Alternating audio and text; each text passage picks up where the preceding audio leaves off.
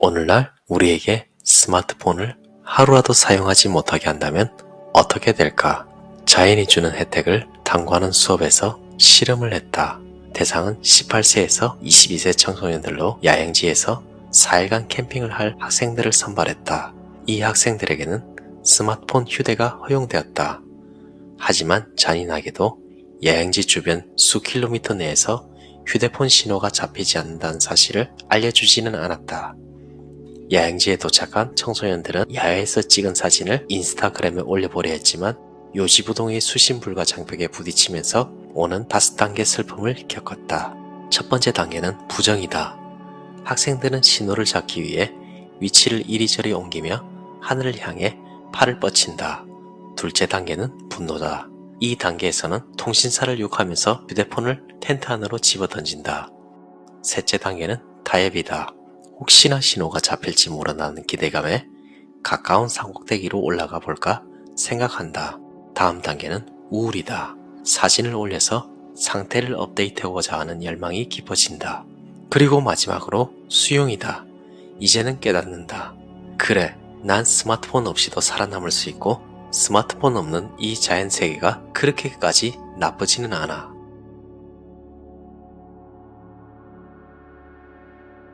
안녕하세요. 우리 주변에는 정말 많은 디지털 기기들이 있죠.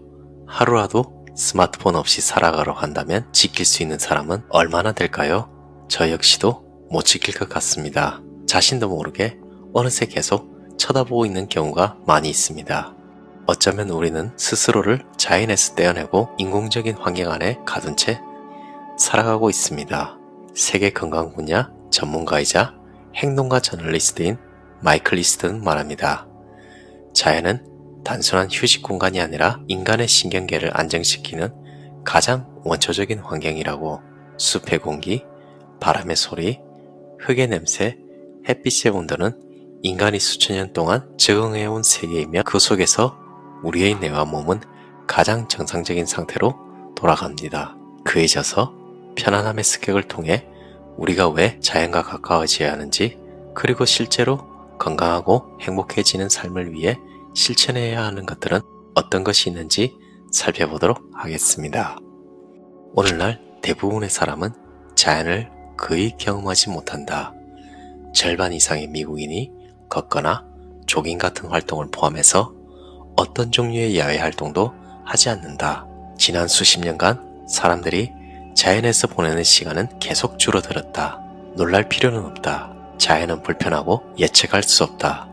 이곳 북극에서 단 며칠을 보내는 동안 나는 혹독한 날씨와 잊지 못할 고립감과 길을 먹먹하게 하는 적막을 경험했다. 다음 모퉁이를 돌면 무엇이 기다리고 있을지 전혀 알 수 없었다. 휘몰아치는 폭풍일 수도 있고 더 가파른 비탈일 수도 있고 성질 고약한 회색곰일 수도 있다. 예측할 수 있는 것은 한 가지, 휴대폰 신호가 영영 잡히지 않으리라는 사실이다. 정신분석학자 브루어 박사는 이렇게 말했다. 선택의 순간을 맞이했을 때 인간의 뇌는 내가 제어할 수 있거나 예측할 수 있는 것을 줘 라고 말합니다. 그의 설명에 따르면 인간은 미래를 내다보면서 과거에 생존에 도움이 되었던 정보를 추적하도록 진화했다. 예를 들면 다음 끼니가 어디서 올지 아는 것과 같은 정보 말이다. 하지만 이런 불확실성에 대한 두려움은 옛날 생존을 위협하던 경계를 넘어서서 미지의 상황으로까지 확장되었다. 이는 도니가 말하는 안전망 속에 우리를 가두는 일종의 편안함에 의한 잠식 현상이다. 저명한 생물학자인 에드워드 윌슨은 바이오필리아라는 이론을 주창했다. 이 이론에 따르면 인간은 두 가지 상반된 본능을 가지고 있다. 환경을 통제하려는 진화적 욕망과 자연 속에 존재하고자 하는 본능적 충동이다. 인간은 자연 속에서 진화했고 따라서 우리의 유전자 안에는 자연 속에 존재하면서 살아있는 것들과 연결되고자 하는 욕구가 프로그래밍 되어 있다. 그러지 못할 경우 마치 육체와 정신과 자아의 필수 영양소가 결핍된 것처럼 이상 상태가 된다. 지난 며칠 동안 기술 문명이 없는 알래스카 땅을 두 발로 누비다 보니 바이오필리아 이론이 옳다는 생각이 들기 시작했다. 잠옷 속에 웅크리고 있었던 뇌가 점점 깨어나는 느낌이 들면서 마치 한 달 하한거를 마친 수도승의 내로 변모한 것 같았다. 그러나 알래스카에 있는 동안 한마디로 기분이 더 좋아졌다. 윌슨은 자연은 인간의 심미적, 지적, 인지적, 나아가 영적 만족의 열쇠를 쥐고 있다고 말했다. 이것은 특별한 경험이 아니다. 인류는 아주 오래전부터 자연을 천연신경 안정제로 여겨왔다. 기원전 1550년 무렵 이집트에는 스트레스 해소를 목적으로 설계한 쾌락 정원이 있었다. 또한 기원전 500년경 페르시아의 키루스 대왕은 복잡하고 번화한 수도 시민들의 건강을 개선하고 도시의 평온함을 정진하기 위해 정원을 조성하도록 명했다. 이후 모든 문명에 고원과 정원이 있었다. 단지 식물을 보기 위한 목적 하나만으로 흙을 만지며 시간과 노력을 들여서 일종의 기쁨을 얻는 장소들 말이다.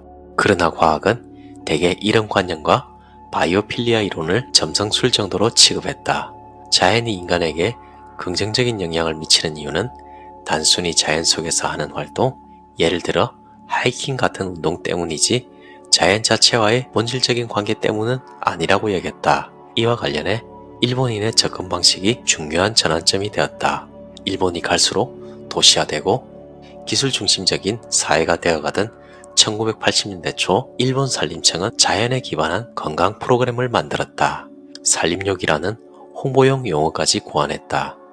프로그램의 핵심은 숲속에 앉아 있기와 걷기, 그리고 자연을 느끼고 받아들이는 것을 장려하는 데 초점이 맞춰져 있었다. 일본 정부는 시민들에게 산림욕을 통해 건강을 정진하라고 홍보했다. 나아가 국토 전역에 산림욕 공원을 조성했다. 그 뒤 일본 학자들은 거액의 세금을 쏟아부은 이 프로그램의 긍정적인 효과를 조사하기 시작했다. 산림욕 관련 연구들이 홍수처럼 쏟아져 나오면서 바이오필리아 이론을 가설해서 굳건한 과학으로 만들었다.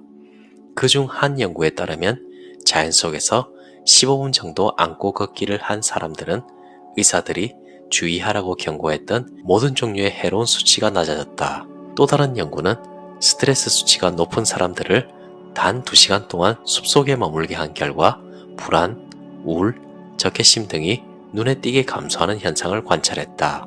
자연의 힘에 확신을 얻은 일본 과학자들은 심장, 신장, 면역계 질환을 앓고 있는 사람들을 집단으로 숲속에 머물게 했다. 사람들은 아무렇게나 뒤섞여 숲속에 앉아 있거나 대개는 그냥 산림욕을 했다. 그러자 모든 집단이 개선 효과를 얻었다. 심장 질환이 있는 사람들의 혈압 수치는 의사가 건강하다고 할 만한 수준으로 떨어졌고 당뇨 환자들의 혈당 수준은 정상 수치에 가까웠다. 지금까지 일본에서 수행한 산림욕 관련 연구는 100건이 넘는다. 예외 없이 산림욕의 긍정적인 효과를 보여주는 이 논문들은 세계적 규모에서 관련 연구를 촉발하는 계기가 되었다. 온 세계가 아픈 사람으로 넘쳐나고 있다. 소파나 탄산음료 판매대에 가까워질수록 그 수는 급증한다. 만성적인 정신적, 육체적 질병에 시달리는 사람들의 비율이 전 세계적으로 급격히 증가하고 있지만 질병을 다루는 현대 의료의 방식은 불완전하다. 원인이 아니라 증상을 치료하며 막대한 부작용이 따르는 값비싼 약을 몸속으로 퍼붓고 있다. 이제는 인간을 머리부터 발끝까지 호전시키는 온갖 방식을 연구하는 권위 있는 연구자들 사이에 바이오필리아 이론을 연구하는 전 지구적 네트워크가 생겨났다. 이들은 각종 만성질환과 과도한 스트레스, 과도한 일에 시달리는 현대인에게 야외활동이 유력한 처방임을 밝혀냈다. 연구자들은 일, 육아, 다양한 책임으로 바쁜 일상생활을 통해서 어떻게 자연을 쉽게 삶에 통합할 수 있을지 방법을 찾아내고 있다. 알래스카로 떠나오기 몇 달 전 나는 이 권위 있는 자연 연구자들 중 한 사람을 만나기 위해 보스턴으로 향했다. 그는 건강과 행복에 도움이 되는 3단계 접근법이라는 거대한 아이디를 갖고 있었다. 자신의 접근법이 현대 세계의 마비 효과에 의해 좀비화된 사람들의 뇌를 구조해 더 즐겁고 덜 고통스러운 삶을 영위할 수 있게 할 것으로 믿고 있었다. 자연을 연구하는 학자의 세계에는 어릴 적 공부를 잘했고 나무를 좋아하는 사람이 많다. 예를 들면 어느 정도 명성을 얻은 한 부부학자는 과학자와 19세기 언론자 사이에 생활 방식으로 살고 있다. 휴대폰을 소유하지 않으며 외딴 집에서 인터넷 없이 산다. 하지만 내가 보스턴에서 만나려고 했던 사람은 그런 틀에 잘 들어맞지 않는 레이첼 호프만이었다. 그는 바위에 걸터 앉아 몸을 구부린 채 스마트폰을 들여다보며 화면을 스크롤하고 있었다. 자연 속에서 시간을 보내는 것이 유익하다는 건 이제 상식이다. 하지만 호프만의 연구는 긍정적인 효과를 얻기 위해 자연 속에서 얼마만큼의 시간이 필요한지를 정확하게 분석한다. 그리고 결정적으로 전자기기의 사용이 이러한 효과에 어떤 변화를 일으키는지를 알아내는 것이 연구의 핵심이다. 호프만은 자신이 여전히 스마트폰을 손에 쥐고 있다는 것을 알아채고는 미소를 지으며 말했다. 제 스마트폰은 제가 하루에 60회 이상 집어들거나 2시간 20분 이상 들여다보면 알림을 보내줘요. 연구로 세운 기준이죠. 그는 한나절도 지나기 전에 이미 기준치에 도달하곤 해서 그냥 무시하고 계속 사용한다고 솔직히 고백했다. 호프만은 자신을 대상으로 한 이런 실험이 이 조그마한 직사각형 물건이 얼마나 대단한지를 부정하려는 것이 아니라 그것을 사용하는 동안 무엇을 잃어버리게 되는지를 이해하려는 것이라고 했다. 그는 도심공원에서 단 20분간 산책하는 것만으로도 뇌의 신경구조에 심대한 변화를 일으킬 수 있다는 사실을 발견했다. 이러한 변화는 사람을 더 차분하게 만들고 집중력과 생산성을 높이며 창의적인 사고를 하도록 돕는다. 20분에는 작은 마법이 숨어 있다. 미시간 대학교에 있는 호프만의 동료 학자들은 일주일에 3번 20분 동안 자연 속에 있는 것은 스트레스 호르몬인 코르티솔의 수치를 가장 효과적으로 떨어뜨린다는 사실을 확증했다. 연구 중 가장 큰 애로사항은 실험 참가자들에게 그 시간만큼 휴대폰을 지니지 못하게 하는 것이었다. 자연 속에 있을 때 인간의 뇌는 호프만이 부드러운 매혹이라고 부르는 상태로 들어가는데 이는 비집중 모드와 비슷한 상태다. 단 결정적으로 다른 점이 하나 있다. 생각이 흩어지면서 주의가 내면으로 향하는 것이 아니라 외부로 향하면서 주변의 자연을 바라보게 된다는 겁니다. 바깥 세상에 보기 좋은 것들을 받아들이면서 그것이 내 안으로 흘러들어오게 되죠. 하지만 그것에 압도당하지는 않습니다. 주의력이라는 안테나가 꺼진 상태에서 외부 세계를 인식하는 것입니다. 지금 여기를 자각한다는 이 개념은 요가 수행자가 추구하는 것과 매우 유사하다. 뇌 스캔 결과 부드러운 매혹 상태는 명상의 마음 챙김 상태와 유사하다고 호프만은 말했다. 이 상태에서 우리는 생각, 창조, 정보 처리, 임무 수행 등에 필요한 자원들을 회복하고 구축한다. 자연에서 시간을 보낸다는 것은 한마디로 명상 없는 마음 챙김이다. 앉아서 호흡에 집중하기 쉽지 않은 사람들에게 매일 잠깐이라도 자연 속에서 산책하는 것은 훌륭한 대안이 된다. 물론 숲속 걷기가 마음의 치료제가 되려면 휴대폰을 멀리하고 어떠한 정보도 귀에 흘러 들어오지 않는 상태여야 한다. 호프만은 가장 좋은 회복수단이 자연이라고 말한다. 집에서 하는 마음챙김은 격렬한 운동 뒤에 뜨거운 목욕과 비슷하다면 자연에서 하는 마음챙김은 뜨거운 목욕을 마치고 단백질 쉐이크를 마시면서 마사지를 받는 것과 같다. 이상적인 신속 처방은 일주일에 3번 1회에 20분 정도 도시, 교회, 마을에서 찾을 수 있는 이른바 도시형 자연을 접하는 것이다. 이조차 게을러서 실천하지 못하는 사람이라 해도 자연의 혜택을 누릴 수 있는 방법이 있다. 여러 사무실에서 일하는 직장인 수백 명을 대상으로 연구한 결과 화초가 있는 사무실의 경우 작업 완료량이 약 15% 증가했고 업무에 대한 만족도도 높았다. 병실 창밖으로 자연을 바라보는 것만으로도 회복을 앞당기는데 도움이 된다는 연구 결과도 있어요. 1984년 사이언스지에 실렸던 이 연구에 따르면 창밖의 자연을 내다본 환자들의 경우 합병증이 감소했고 통증이 줄었으며 그만큼 진통제 복용량도 줄었다. 녹색을 더 많이 볼 수 있는 코스로 출근길을 바꾸기만 해도 혜택을 볼 수 있어요. 녹색 공간이 많은 출근길을 오간 사람들이 더 나은 정신건강 상태를 보여주었다. 한 연구자가 이 주제를 다룬 143편의 논문을 검토했다. 그 결과 녹지 근처 거주자들의 경우 심장마비, 뇌졸중, 천식, 당뇨병에 걸릴 확률이 상대적으로 낮았고 암 발병 시 생존율도 더 높았다. 자연은 바로 창밖에 담장 안쪽에 길력 공원에도 있다. 바쁜 사람들한테 저는 생산성과 창의성 면에서 자연이 주는 혜택을 얘기해 줍니다. 짧은 야외 산책을 자신에게 투자하는 고수익 투자로 생각하라는 것이다. 번아웃 상태로 하루를 버티며 겨우 18개를 만들었을 생산물을 공원에서 단 20분을 보내는 것만으로도 20개로 늘려줄 수도 있다. 그리고 어쩌면 그 생산물은 더 창의적으로 디자인될지도 모른다. 20분, 일주일에 3번의 힘은 위대하다. 하지만 이것은 일부 자연 연구자들이 자연 피라미드라 이름 붙인 것에 가장 하위 단계에 지나지 않는다. 언뜻 이해가 되지 않는다면 음식 피라미드를 떠올리면 된다. 음식 피라미드에서 이런 야채를 많이 먹고 이런 고기를 많이 먹으라 권한다면 자연 피라미드에는 자연에서 보내야 하는 시간의 양과 횟수를 제한한다. 호프만은 피라미드의 정점, 즉 우리의 마음이 완전히 바뀌고 일종의 강력한 리셋을 경험하는 최고점에 대한 자신의 연구 결과를 공개하겠다고 약속했다. 다음날 보스턴 남쪽에 자리 잡은 850만 평 넓이의 주립공원인 블루힐스 원주민 보호구역에서 호프만을 다시 만났다. 이 돌길을 1시간 정도 걸어 올라가니 정상이 눈앞에 보였다. 이런 유행의 자연을 시골 자연이라 부르기로 하자.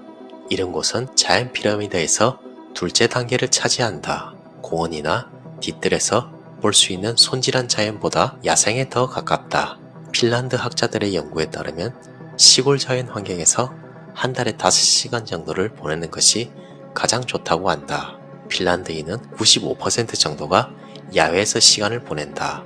핀란드는 일본이 산림욕에 몰두해 있는 것을 보면서 몇 가지 독자적인 연구를 진행했다. 시민 수천 명을 대상으로 자연 속에서 어느 정도의 시간을 보내는 것이 가장 좋은지를 알아보았다. 그 결과 한 달에 5시간 정도를 자연 속에서 보냈을 때가 가장 좋다고 응답한 사람들이 가장 많았다. 이 정도 시간을 보냈을 때 우울증이 발병하지 않았고 일상생활이 더 행복해질 가능성이 높았다. 이 조사에 이어 핀란드 정부는 학자들을 동원해 비교 연구를 진행했다. 조사 환경은 도심, 시내공원, 자연공원이었다. 그 결과 시내공원과 자연공원에서 시간을 보낸 사람들이 도심에만 고립되어 있던 사람들에 비해 더 안정감을 느꼈다. 놀랄만한 결과는 전혀 없었다. 날것의 자연 속에 있는 사람이 훨씬 더 큰 편안함과 회복감을 느꼈다. 날것의 자연이 우리의 몸과 마음에 선사하는 효과에는 여러 가지 이유가 있다. 자연 속에서는 프랙틀에 둘러싸이게 된다. 프랙틀은 다양한 크기와 스케일로 무한 반복되어 우주의 형상을 만들어내는 복잡한 패턴을 말한다. 큰 가지에서 작은 가지로, 작은 가지에서 더 작은 가지로 계속 뻗어나가는 나무도 프랙틀이며 작은 강에서 큰 강으로 다시 더 큰 강으로 이어지는 하천도 프랙틀이다. 도시에는 프랙틀이 없어요. 프랙틀은 우리 뇌가 좋아하는 조직화된 혼돈이다. 실제로 오리건 대학교의 연구진은 포근과 재즈 음악 속에서 탄생한 미국의 추상 표현주의 화가 잭슨 폴록의 그림들이 프랙틀로 구성되어 있다는 사실을 밝혀냈다. 바로 이것이 폴록의 그림들이 사람들에게 깊은 울림을 주는 이유일지도 모른다. 혹은 자연의 냄새가 이유일 수도 있다. 단순히 집과 사무실의 스트레스 벗어나 있다는 사실 자체가 이유일 수도 있다. 알래스카 원정을 준비하는 동안 내가 왜 그렇게 마음이 편안했는지 이해가 되었다. 일주일에 한 번씩 했던 하이킹은 나의 육체만 준비시키고 있던 것이 아니었다. 정신까지 치유됐던 것이다. 나의 알래스카 원정은 자연 피라미드의 꼭대기에 있다. 그리고 나는 나의 뇌를 매혹시켰던 것 안에 증명 가능한 과학적 현상이 있었음을 알게 되었다. 이 현상에는 3일 효과라는 기억하기 쉬운 이름까지 붙어 있었다. 이 차원을 경험하려면 오지자연이 필수다. 흙길이 끝나는 곳에서 비로소 시작되는 야생세계로의 여행. 오락가락하는 휴대폰 신호, 야생동물, 화장실의 부재와 다른 인간들의 부재 등이 이런 장소들의 특징이다.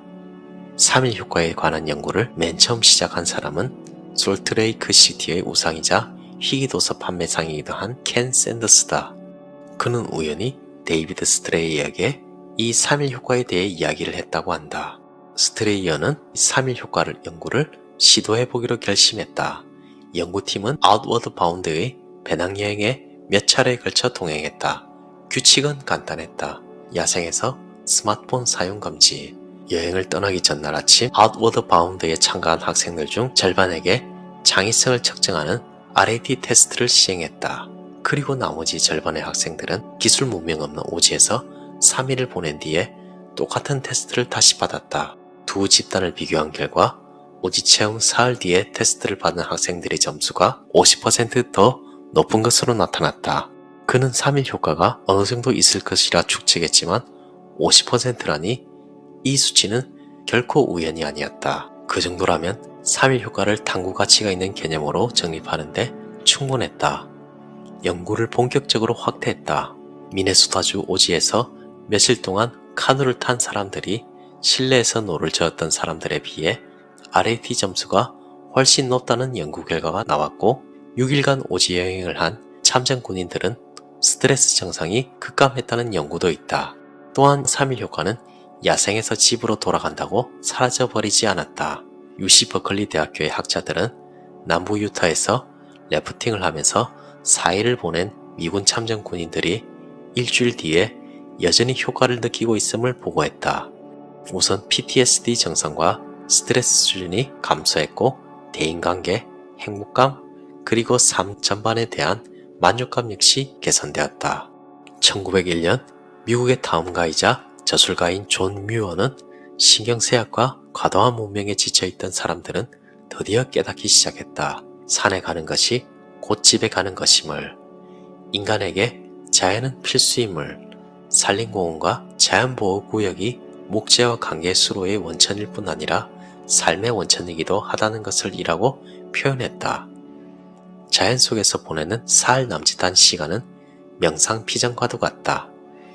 말하는 것이 허용되고 비용과 스승이 필요 없다는 점만 다를 뿐 우리의 몸과 뇌를 자연으로 돌려보내는 과정은 보통 이런 식으로 진행된다.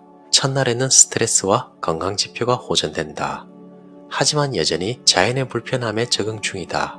춥다는 생각에 빠지고 휴대폰을 그리워하고 일하면서 받았던 스트레스가 떠오르고 떠나올 때 현관문을 제대로 닫았던가 하는 불안에서 마음이 벗어나질 못한다. 이틀째가 되면 마음이 안정되면서 자각이 고양된다. 남겨두고 온 것들에 신경이 들썩이고 현재 나를 둘러싸고 있는 것들의 모습과 냄새와 소리를 인식하기 시작한다. 그리고 사흘째를 맞는다. 이제 모든 감각의 다이얼이 맞춰지면서 완전한 명상 모드가 되어 자연과 교감하는 상태로 들어간다. 불편함이 썩 나쁘게 느껴지지 않는다. 사실 불편함은 이미 환영의 대상으로 바뀌어 있다. 평온해진 마음과 삶에 대한 만족감의 신호다. 여기서 우리의 관심은 자연스럽게 스트레이어와 호프만의 이야기로 돌아간다. 스트레이어는 자연이 주는 심리학적 혜택을 탐구하는 수업을 시작했다. 당시 호프만은 스트레이어의 대학원생 제자였다.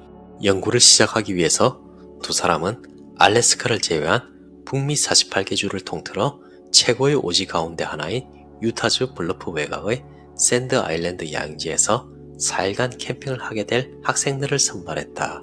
이 학생들에게는 스마트폰 휴대가 허용되었다. 그런데 잔인하게도 야영지 주변 수 킬로미터 내에서 휴대폰 신호가 잡히지 않는다는 사실을 알려주지는 않았다. 야영지에 도착한 18세에서 22세에 이르는 청소년들은 야외에서 찍은 사진을 인스타그램에 올려보려 했지만 요시부동의 수신물과 장벽에 부딪히면서 오는 5단계 슬픔을 겪었다. 첫 단계는 부정이다. 학생들은 신호를 잡기 위해 위치를 이리저리 옮겨가며 하늘을 향해 팔을 뻗친다. 둘째 단계는 분노다. 이 단계에서는 통신사를 욕하면서 휴대폰을 텐트 안으로 집어던진다. 셋째 단계는 타협이다. 혹시나 신호가 잡힐지 모른다는 기대감에 가까운 산 꼭대기로 올라가 볼까 생각한다. 다음은 우울이다. 사진을 올려서 상태를 업데이트하고자 하는 열망이 깊어진다. 그리고 마지막으로 수용이다. 이제는 깨닫는다. 스마트폰 없는 이 자연 세계가 그렇게 나쁘진 않아. 부정, 분노, 타협의 사이쯤 되는 어느 날 호프만은 학생들의 머리에 뇌파를 측정하는 복잡한 장치를 부착했다. 그리고 3일이 지나 수용 단계로 들어갔을 때 다시 한번 검사했다. 첫날 학생들의 뇌파는 베타파였다.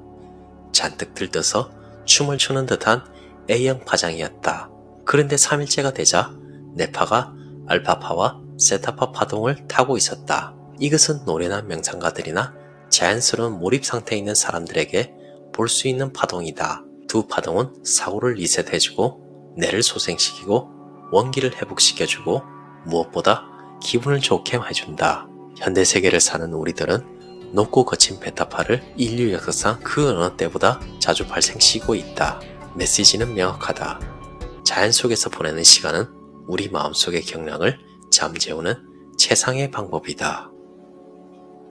잘 들으셨나요? 마이클 이스트가 말하는 자연은 천연적인 신경 안정제다란 말은 비유가 아닙니다.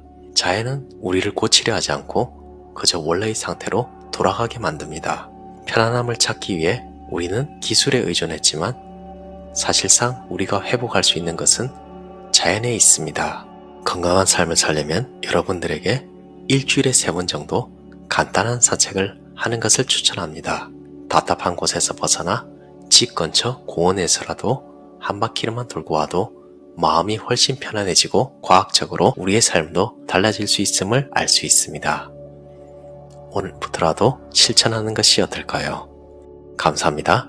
이상 시나프로 책방이었습니다.